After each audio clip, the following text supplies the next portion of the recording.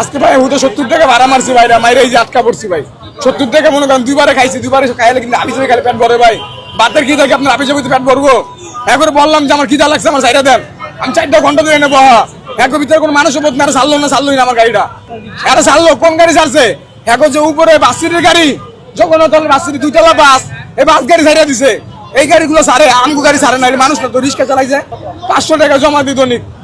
আমার ঘরে বাজার লাগে আমার গাড়ির জমা দেওয়া লাগে 500 আমার সংসার আছে ঘর ভাড়া আছে কিস্তি আছে এটা কে দিব আমারে এই আজকে আমি কেন যাই না আমার গাড়ি জমা আমি কেমনে দিব আমার ঘরে বাজার আমি কেমনে করবো আর আমি খামু কেমনে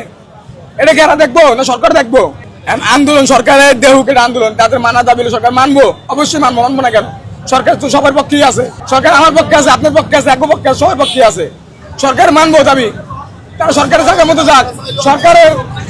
ভবনে যাক যায় সরকারের ভবনে সবাইকে জানাক লাগলে এখানে আন্দোলন করুক রাস্তা মানুষ আন্দোলন করবে এখানে এত মেডিকেল বড় বড় হসপিটাল রুগীরা হাইটটা দিতেছে অনেক রুগী সিরিয়াস রুগী হাইটটা দিতেছে